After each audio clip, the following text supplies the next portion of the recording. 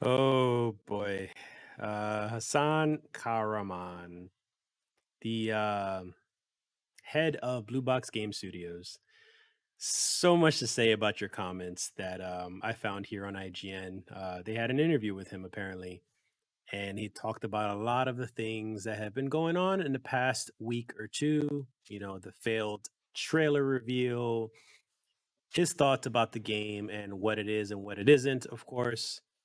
And one thing that bugs me the most that he would even say, I don't know, it kind of it makes me feel bad, but at the same time, it still makes me feel like he's just crying wolf. Um, yeah. So in this interview, he says the biggest thing that is bugging him out of everything that's going on right now is the fact that his company is being called a scammer, or the whole thing is a scam. There's been a lot about this company that has been suspicious, I think, from the start. The bad marketing choices, the bad choice of words and posting things up, and honestly, even the lack of certain content that they should have as a gaming studio makes things suspicious that they're a scam because they have quite a few games that have received Kickstarters, that have received publishing, funds and stuff for over a game that never was released multiple times. And this seems like it's about to be another one. Now, he's claiming that people who support Abandoned, people who purchase Abandoned are going to get a free copy of a previous game that and it's going to be for free. And this was called The Haunting Bloodwater Curse. And this is I guess whoever bought the early access version of Abandoned is going to get this. Interesting. It's interesting that they're offering this. I guess this is more of a motivation for you to purchase this abandoned game if it actually exists.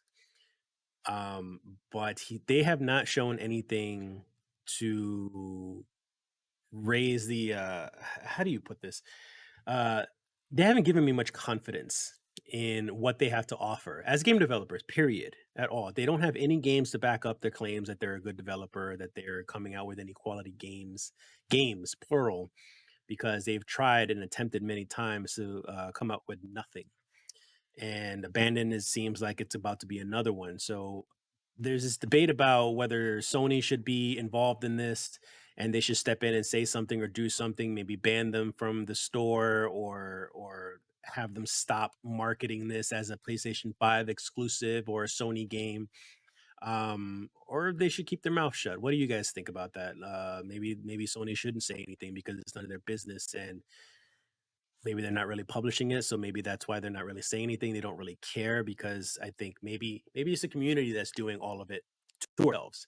Maybe we're just kind of reading into this a little bit too much, which I kind of enjoy, which is why I like to talk about this stuff. It's about venting. It's about trying to figure out if you're being scammed or not. It's a fun topic. So Karaman does make a good point about something though when it comes to the money that was used to develop these games that were canceled. And that's something you should take into account. Now, when you are a indie developer or just a developer in general, you're looking for a publisher to fund your game. And once they fund the game, they're paying the bills. They're paying for the facilities, they're paying for the staffing, they're paying for the time, they're paying for the marketing, they pay for everything that needs to be done. So let's say they're giving you $200,000 for a game and you spend all that money and you cancel the game. Now, that money doesn't disappear. That money is still expected to be paid back to the publisher, regardless if the game is canceled or not. So, Blue Box, for example, he mentions here, you know, it's not like a public. This is a quote that I'm gonna read on the IGN article. Hey, here you go. There's $2,000. If it works out, cool. If it doesn't work out, keep the money. It doesn't work that way. So publishers don't expect you to just keep the money and go. They have to pay that back. And Karaman is saying that they did pay back those funds. He didn't want to be left in debt. So there wasn't any money stolen, I guess you could say. So I mean, I would assume that I would assume the thing is that's how it works with Kickstarters. I'm not sure. Maybe someone could correct me on that. But Kickstarters are given by the public, the people who support the games, and does that money come back to them if the game gets canceled? I'm not sure. But there are a couple of games. There are some games here, for example, The Lost Tape, which was one of them. There was a game called Rewind, that was another one, which they retitled the game, I guess, and it was called Rewind Voices of the Past. Originally, it was called Rewind, a paranormal investigation game. So they've gone through quite a few things, and even though maybe they're not scammers, maybe they're not just stealing money, it still seems that they're not a reliable gaming developing company, game development company, and it just doesn't help their cause. It doesn't help their image. What do you guys think about that as well? Is their image already tarnished over all of this? Even if they release the game and it might be the best game ever, will that redeem them? I mentioned before in another video, this reminds me of Hello Games when they over marketed um, No Man's Sky. And No Man's Sky was so over marketed as the end all be all of the best video game ever because you can do pretty much anything and everything everywhere across space, and it was a bomb. And even though they've patched things up so much, free content, mind you, they patched things up so much and made it such an amazing game now to play. A lot of people are praising the game now for how much they fixed it. I refuse to give them another chance. I bought the game physically. I traded it in. Sorry, not traded in. I asked for a refund, excuse me. And I got my refund back and just never looked back. I won't even buy it digitally. I'm not interested in giving them my money after everything that happened in the beginning. Maybe, they learned their lesson. I'm fine with that.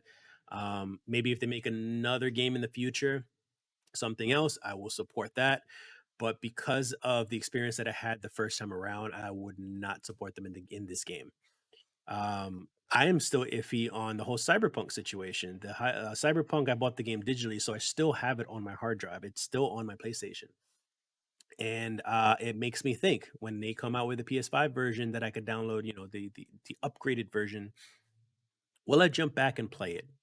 Will it be fixed? Will it be playable? Will it be the best game that they claimed it to be throughout its development time? And will I give it a try again? I'm not sure. I'm really not sure. I have plenty of other things to play, plenty of other things to experience. Um, and I don't know if I want to give them a chance again. What do you guys think? You guys think I should give them a chance again? It's hard because it's not so much the marketing. I think us as developers, we marketed it as this end all be all more so than Hello Games did. We kind of just expected this to be like the best of the best. Based off of The Witcher, for example. So they bring quality games, so we expected a quality game. But what irked me the most was how they tried to hide the base PS4, Xbox versions, and how glitchy they were, how bad they were, even to reviewers, to actual journalists who were reviewing the games. They never allowed them to show or speak of the base console versions of their game, and I believe they tried to hide it. I truly did. As much as they denied it, I believe they tried to hide it. So that's a bit iffy for me.